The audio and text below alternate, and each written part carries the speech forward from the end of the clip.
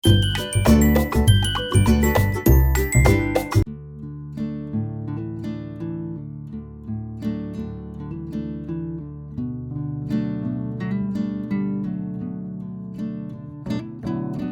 Hello ನಮಸ್ಕಾರ friends, welcome to Inspire Smiles. ಇವತ್ತು Sunday ಎಲ್ಲರೂ ಲೇಟಾಗಿ ಎದ್ವಿ. ಅದಕ್ಕೆ ಸಿಂಪಲಾಗಿ ಬ್ರೇಕ್ಫಾಸ್ಟ್ ಮಾಡಿಕೊಂಡು ಜಾಕ್ ಫ್ರೂಟ್ ಹಣ್ಣಾಗಿತ್ತು, ಅದನ್ನು ನನ್ನ ಹಸ್ಬೆಂಡು ಮಗ ಬಿಡಿಸ್ತಾ ಇದ್ದಾರೆ. ನನ್ನ ಮಗ ಅಂತೂ ಅದು ಯಾವಾಗ ಹಣ್ಣಾಗುತ್ತೆ ಅಂತ ಕಾಯ್ತಾ ಇದ್ದ. ಈ ಸಲ ನಾನು ಬಿಡಿಸ್ತೀನಿ ಅಂತ ಅದಕ್ಕೆ ಅವನೇ ಕೂರಿಸಿ ನನ್ನ ಹಸ್ಬೆಂಡು ಜಾಕ್ ಫ್ರೂಟ್ನ ಕಟ್ ಮಾಡೋದು ಹೇಗೆ ಅಂತ ವಿಶುಗೆ ಗೈಡ್ ಮಾಡ್ತಾ ಇದ್ದಾರೆ. ಗೈಡ್ ಮಾಡಿಕೊಂಡು ಕಟ್ ಮಾಡಿಸ್ತಾ ಇದ್ದಾರೆ. ವಿಶು ಫಸ್ಟ್ ಟೈಮ್ ಜಾಕ್ ಫ್ರೂಟ್ನ ಕಟ್ ಮಾಡ್ತಾ ಇರೋದು. ಯಾವಾಗಲೂ ನನ್ನ ಹಸ್ಬೆಂಡೇ ಕಟ್ ಮಾಡ್ತಾ ಇದ್ದದ್ದು, ನಾನು ವಿಶು ಬಿಡಿಸ್ತಾ ತಿಂದ್ಕೊಳ್ತಾ ಇದ್ವಿ ಅಷ್ಟೇ. ಈಗ ಅವನೇ ಕಟ್ ಮಾಡ್ತಾ ಇದ್ದಾನೆ. ಒಂಥರ ಖುಷಿನೂ ಆಗ್ತಿದೆ, ಮಕ್ಕಳು ಎಷ್ಟು ಬೇಗ ದೊಡ್ಡವರಾಗ್ತಾ ಇದ್ದಾರೆ ಅಂತ.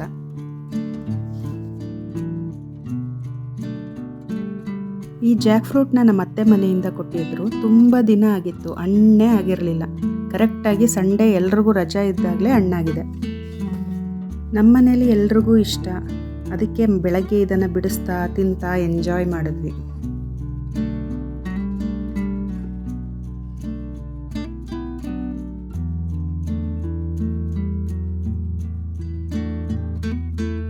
ವಿಶು ಅರ್ಧಕ್ಕೆ ಕಟ್ ಮಾಡಿದ್ದು ಸಾಕಾಯಿತು ಅಂತಲೇ ಅಂದ್ಕೊಂಡಿದ್ದೆ, ಆದರೆ ನನಗೆ ಸರ್ಪ್ರೈಸ್, ಫುಲ್ ಕಟ್ ಮಾಡ್ದ.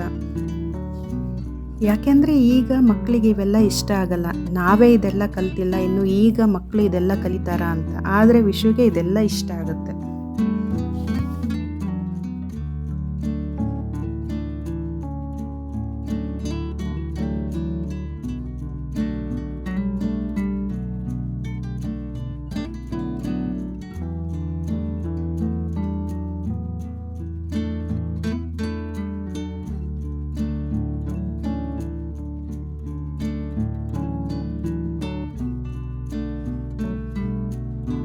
ಅಂತೂ ಇಂತೂ ಅಪ್ಪ ಮಗ ಇಬ್ಬರು ಸೇರಿಕೊಂಡು ಜಾಕ್ ಫ್ರೂಟ್ನ ಕಟ್ ಮಾಡಿದ್ರು.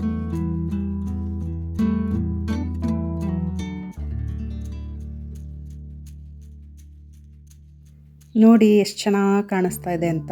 ಯಾರಿಗೆಲ್ಲ ಇಷ್ಟ ಅವರೆಲ್ಲ ಕಮೆಂಟ್ ಮಾಡಿ. ಇನ್ನು ಜಾಕ್ ಫ್ರೂಟ್ನ ಬಿಡಿಸಿ ತಿಂದಾದ್ಮೇಲೆ ಸ್ವಿಮ್ಮಿಂಗ್ ಹೋಗೋಣ ಅಂತ ನನ್ನ ಹಸ್ಬೆಂಡು ಮತ್ತು ವಿಶು ರೆಡಿ ಆದರು. 3 ಜನ ಹೋದ್ವಿ. ಇಬ್ಬರು 1 ಅವರ್ ಸ್ವಿಮ್ ಮಾಡಿಕೊಂಡ್ರು. ಸಂಡೇ ಏನು ಕೆಲಸ ಇಲ್ಲ ಅಂದರೆ, ಹೊರಗಡೆ ಎಲ್ಲೂ ಹೋಗಲಿಲ್ಲ ಅಂದರೆ ಯೂಶ್ವಲಿ ಸ್ವಿಮ್ಮಿಂಗ್ಗೆ ಹೋಗ್ತೀವಿ, ಎಕ್ಸಸೈಸ್ ಆದಂಗೆ ಆಗುತ್ತೆ ಅಂತ.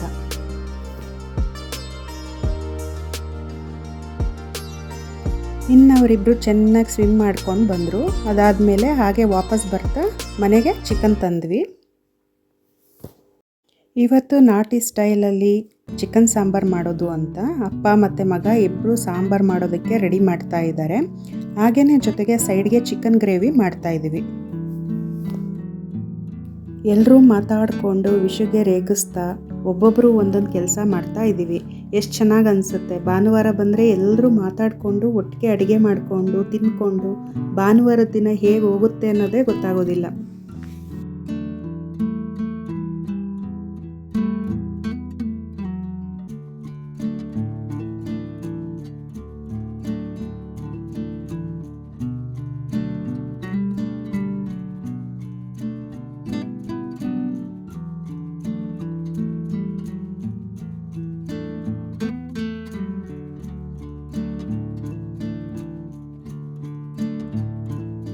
ಇನ್ನು ಸಾಂಬಾರಿಗೆ ಮುಂಚೆನೇ ಕೆಲವೊಂದು ಇಂಗ್ರೀಡಿಯೆಂಟ್ಸ್ನ ಫ್ರೈ ಮಾಡಿಕೊಂಡು ಮಾಡೋದು. ಅದಕ್ಕೆ ಏನೇನು ಬೇಕೋ ಅದನ್ನು ನನ್ನ ಹಸ್ಬೆಂಡ್ ಪ್ರವೀಣ್ ಅವರು ರೆಡಿ ಮಾಡ್ಕೊಳ್ತಾ ಇದ್ದಾರೆ.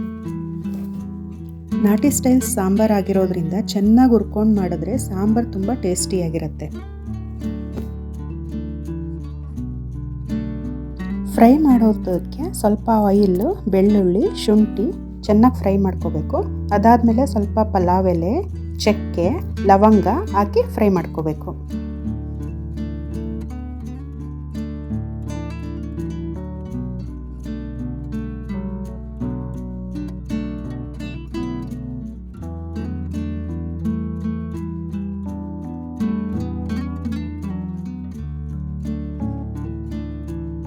ಅದಾದಮೇಲೆ ಮೆಣಸು, ಜೀರಿಗೆ, ಸ್ವಲ್ಪ ಅಜ್ವೈನ, ಸ್ವಲ್ಪ ಸೋಂಪು ಹಾಕಿ ಫ್ರೈ ಮಾಡ್ಕೊಳ್ಬೇಕು.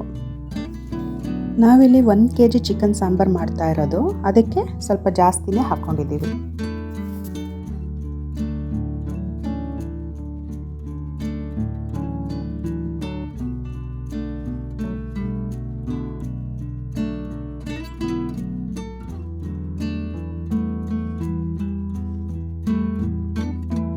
ಈಗ ಹಸಿಮೆಣಸಿನಕಾಯಿ ಮತ್ತು ಕರಿಬೇವಿನ ಸೊಪ್ಪನ್ನ ಹಾಕಿ ಚೆನ್ನಾಗಿ ಫ್ರೈ ಮಾಡ್ಕೋಬೇಕು.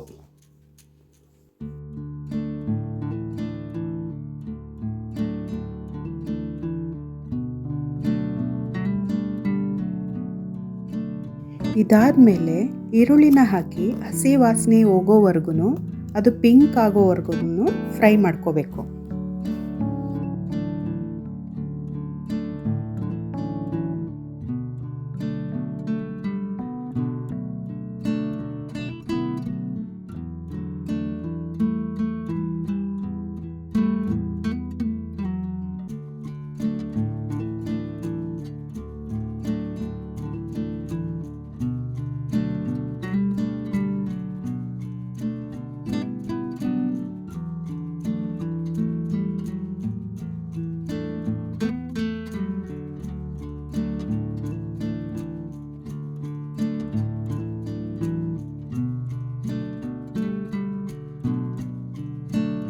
ಚೆನ್ನಾಗಿ ಫ್ರೈ ಆದಮೇಲೆ ತಣ್ಣಗಾಗೋದಕ್ಕೆ ಬಿಟ್ಟು ಆಮೇಲೆ ಗ್ರೈಂಡ್ ಮಾಡ್ಕೋಬೇಕು. ಗ್ರೈಂಡ್ ಮಾಡ್ಕೊಳ್ಳುವಾಗ ಕೊತ್ತಂಬರಿ ಸೊಪ್ಪನ್ನ ಸೇರಿಸ್ಕೊಂಡು ಗ್ರೈಂಡ್ ಮಾಡ್ಕೋಬೇಕು. ಇನ್ನು ಪ್ರವೀಣ್ ಅವರು ಚಿಕನ್ ಡ್ರೈ ಗ್ರೇವಿಗೆ ಸಪ್ರೇಟಾಗಿ ಚಿಕ್ಕದಾಗಿ ಕಟ್ ಮಾಡ್ಕೊಳ್ತಾ ಇದ್ದಾರೆ, ಮತ್ತು ಚಿಕನ್ ಸಾಂಬಾರ್ಗೆ ಸಪ್ರೇಟ್ ಮಟ್ಟಾಗಿ ಎತ್ತಿಟ್ಕೊಳ್ತಾ ಇದ್ದಾರೆ. ಅಷ್ಟರಲ್ಲಿ ವಿಷುಗೆ ಸುಸ್ತಾಗಿ ಹೋಗಿ ಒಂದು ಕಡೆ ಕುತ್ಕೊಂಡು TV ನೋಡ್ತಾ ಕುತ್ಕೊಂಡಿದ್ದಾನೆ.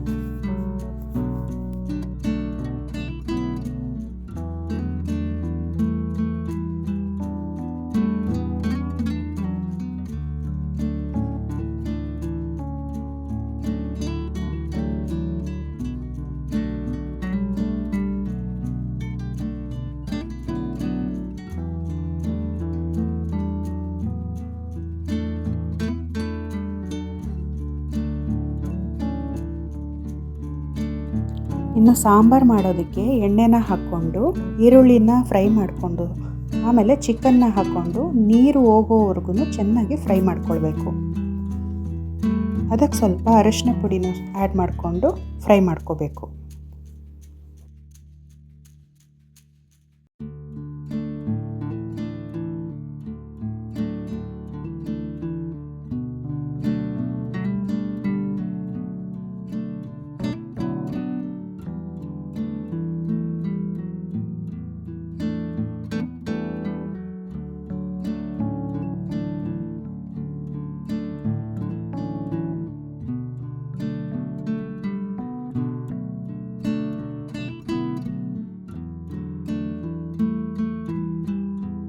ಈ ಟೈಮಲ್ಲಿ ಲಿವರ್ನ ಆ್ಯಡ್ ಮಾಡಿಕೊಂಡ್ರೆ ಚೆನ್ನಾಗಿ ಉಪ್ಪು ಖಾರ ಹಿಡಿಯುತ್ತೆ ಅಂತ ಈ ಟೈಮಲ್ಲಿ ಲಿವರ್ನ ಆ್ಯಡ್ ಮಾಡ್ಕೊತಾರೆ.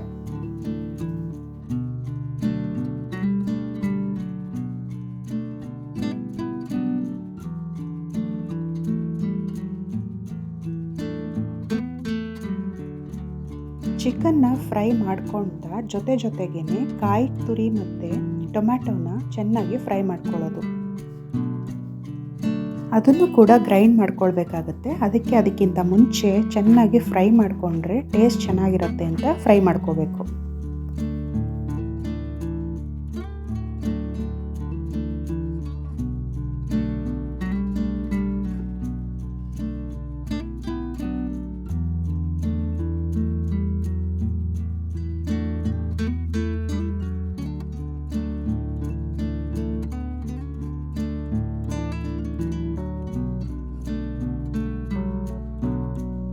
ಅಷ್ಟರಲ್ಲಿ ಚಿಕನ್ ಫುಲ್ಲು ಡ್ರೈ ಆಗ್ತಾ ಬರುತ್ತೆ, ಎಣ್ಣೆ ಕೂಡ ಬಿಡ್ತಾ ಬರುತ್ತೆ. ಆ ಟೈಮಲ್ಲಿ ಈರುಳ್ಳಿ ರುಬ್ಕೊಂಡಿರ್ತೀವಲ್ಲ ಆ ಖಾರನ ಇದಕ್ಕೆ ಹಾಕೊಬೇಕು. ಸ್ವಲ್ಪ ನೀರನ್ನು ಸೇರಿಸಿ ಕುದಿಯೋದಕ್ಕೆ ಬಿಡಬೇಕು.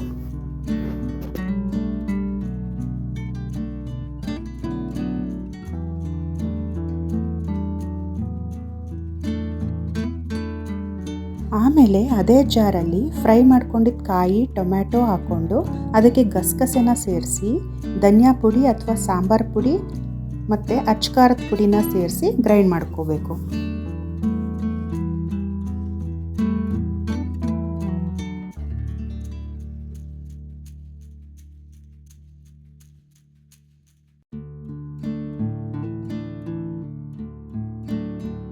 ಅಷ್ಟರಲ್ಲಿ ಸಾಂಬಾರು ಕೂಡ ಕುದೀತಾ ಬರುತ್ತೆ. ಈ ಟೈಮಲ್ಲಿ ಉಪ್ಪು ಮತ್ತು ರುಬ್ಕೊಂಡಿದ್ದ ಮಸಾಲೆ ಕೂಡ, ಕಾಯಿ ಮತ್ತು ಟೊಮ್ಯಾಟೊ ಇರುತ್ತಲ್ಲ ಆ ಮಸಾಲೆನ ಕೂಡ ಆ್ಯಡ್ ಮಾಡಿಕೊಂಡು ಚೆನ್ನಾಗಿ ಕುದಿಯೋದಕ್ಕೆ ಬಿಡಬೇಕು. ನೀರನ್ನು ಕೂಡ ಚೆನ್ನಾಗಿ ಹಾಕಿ ಕುದಿಸ್ಬೇಕು. ಯಾಕೆಂದರೆ ಕುದೀತಾ ಕುದೀತಾ ಅದು ಗಟ್ಟಿ ಆಗ್ತಾ ಬರುತ್ತೆ. ಅದಕ್ಕೆ ನೀರನ್ನು ಕೂಡ ಚೆನ್ನಾಗಿ ಆ್ಯಡ್ ಮಾಡ್ಕೊಬೇಕು. ಸಾಂಬಾರಂತೂ ತುಂಬ ಟೇಸ್ಟಿಯಾಗಿತ್ತು. ನೀವು ಒಂದು ಸರ್ತಿ ಟ್ರೈ ಮಾಡಿ ನೋಡಿ, ತುಂಬ ಚೆನ್ನಾಗಿರುತ್ತೆ. ನೆಕ್ಸ್ಟ್ ಟೈಮಿಂದ ನೀವು ಅದನ್ನು ಇದೇ ಥರ ಸಾಂಬಾರು ಮಾಡ್ಕೊಳ್ತೀರಾ.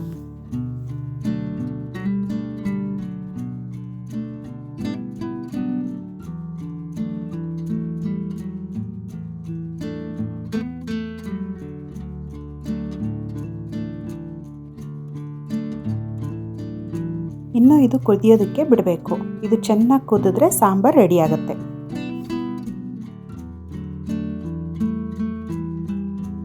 ಅಷ್ಟರಲ್ಲಿ ಚಿಕನ್ ಗ್ರೇವಿ ಮಾಡೋದಕ್ಕೆ ಚಿಕನ್ ತಗೊಂಡು ನಿಂಬೆ ಹುಳಿ ಹಿಂಡಿ ಅದನ್ನು ಕಲಸಿ ಮೊಸರು, pepper powder, ginger garlic paste, salt ಹಾಕಿ ಮ್ಯಾರಿನೇಟ್ ಮಾಡ್ಕೋಬೇಕು. ಅದನ್ನು ಚೆನ್ನಾಗಿ ಕಲಸಿ ಒಂದು ಕಡೆ ಇಟ್ಕೋಬೇಕು. ಅಷ್ಟರಲ್ಲಿ ಚಿಕನ್ ಡ್ರೈ ಗ್ರೇವಿಗೆ ಏನು ಬೇಕೋ ಅದನ್ನು ರೆಡಿ ಮಾಡ್ಕೊಳ್ತಿದ್ದೀನಿ.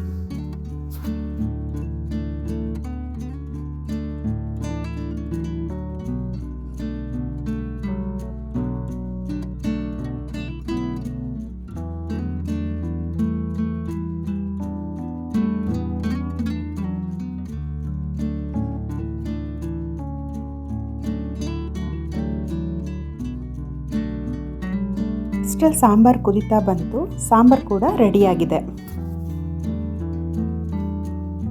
ಈಗ ಚಿಕನ್ ಗ್ರೇವಿ ಮಾಡ್ಕೊಳ್ಳೋದಕ್ಕೆ ಒಂದು ಬಾಣಲೆ ತೊಗೊಂಡು ಅದಕ್ಕೆ ಎಣ್ಣೆ ಹಾಕಿ ಸ್ವಲ್ಪ ಹಸಿಮೆಣಸಿನ್ಕಾಯಿ, ಕರಿಬೇವಿನ ಸೊಪ್ಪು, ಈರುಳ್ಳಿ ಹಾಕಿ ಚೆನ್ನಾಗಿ ಫ್ರೈ ಮಾಡ್ಕೋಬೇಕು. ಈಗ ಇದಕ್ಕೆ ಟೊಮೆಟೊನ ಹಾಕಿ ಚೆನ್ನಾಗಿ ಬಾಡಿಸ್ಬೇಕು. ಈ ಟೈಮಲ್ಲಿ ರುಚಿಗೆ ತಕ್ಕಷ್ಟು ಉಪ್ಪನ್ನು ಹಾಕ್ಕೊಂಡ್ರೆ ಟೊಮೆಟೊ ಕೂಡ ಚೆನ್ನಾಗಿ ಬೇಯುತ್ತೆ. ಈ ಟೈಮಲ್ಲಿ ಮ್ಯಾರಿನೇಟ್ ಮಾಡಿರೋ ಚಿಕನ್ನ ಹಾಕ್ಕೊಂಡು ಅದಕ್ಕೆ ಪೆಪ್ಪರ್ ಪೌಡರ್, ಗರಂ ಮಸಾಲ, ಸ್ವಲ್ಪ ಸಾಂಬಾರ್ ಪೌಡರ್ ಹಾಕ್ಕೊಂಡು ಚೆನ್ನಾಗಿ ಫ್ರೈ ಮಾಡ್ಕೊಬೇಕು. ಇದಕ್ಕೆ ಸ್ವಲ್ಪ ನೀರನ್ನು ಕೂಡ ಸೇರಿಸ್ಕೊಬೇಕು. ಆಮೇಲೆ ಸ್ವಲ್ಪ ಅಚ್ಕಾರದ ಪುಡಿಯನ್ನು ಹಾಕಿ ಚೆನ್ನಾಗಿ ಡ್ರೈ ರೋಸ್ಟ್ ಆಗೋವರೆಗೂ ಬಿಡಬೇಕು.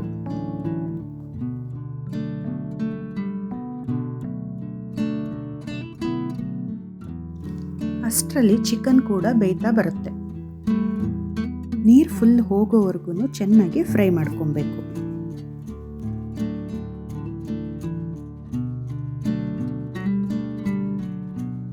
ನಾನು ಒಂದು ಕಡೆ ರೈಸ್ ಕೂಡ ಇಟ್ಕೊಂಡಿದ್ದೀನಿ. ಅಷ್ಟರಲ್ಲಿ ರೈಸು ಆಗೋಗ್ಬಿಡುತ್ತೆ ಅಂತ.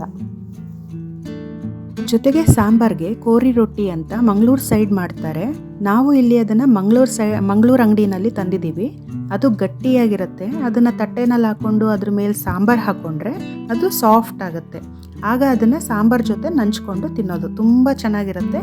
ನೀವು ಒಮ್ಮೆ ಟ್ರೈ ಮಾಡಿ. ಈ ರೀತಿ ಡ್ರೈ ಆಗೋವರೆಗೂ ಫ್ರೈ ಮಾಡಬೇಕು. ಚೆನ್ನಾಗಿ ತಿರುಗಿಸ್ಕೊಳ್ತಾ ಇರಬೇಕು, ಇಲ್ಲಾಂದರೆ ತಳ ಹತ್ತುತ್ತೆ ಅಂತ.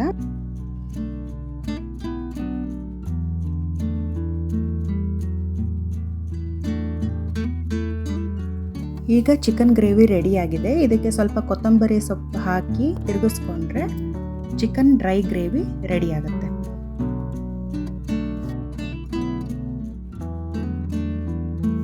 ಈಗ ಸಾಂಬಾರು, ಡ್ರೈ ಗ್ರೇವಿ, ರೈಸು ಎಲ್ಲ ರೆಡಿಯಾಗಿದೆ. ಇದಾದ್ಮೇಲೆ ಕೂತ್ಕೊಂಡು ಊಟ ಮಾಡಿದ್ವಿ. ಅಡುಗೆ ಎಲ್ಲ ತುಂಬ ಚೆನ್ನಾಗಾಗಿತ್ತು. ನೀವು ಈ ರೆಸಿಪೀಸ್ನ ಟ್ರೈ ಮಾಡಿ ನೋಡಿ. ನಾನು ಆಗಲೇ ಹೇಳಿದ್ದ ಮಂಗಳೂರಿನ ಕೋರಿ ರೊಟ್ಟಿ ಈ ಥರ ಇರುತ್ತೆ. ಇದು ಗಟ್ಟಿಯಾಗಿರುತ್ತೆ. ಇದನ್ನು ಮುರ್ಕೊಂಡು ಈ ಥರ ಹಾಕ್ಕೊಬೇಕು. ಹಾಕ್ಕೊಂಡು ಇದ್ರ ಮೇಲೆ ಸಾಂಬಾರು ಹಾಕ್ಕೊಂಡ್ರೆ ಅದು ಸಾಫ್ಟ್ ಆಗುತ್ತೆ. ಅದಾದಮೇಲೆ ಸಾಂಬಾರು ಜೊತೆ ತಿನ್ನೋದು.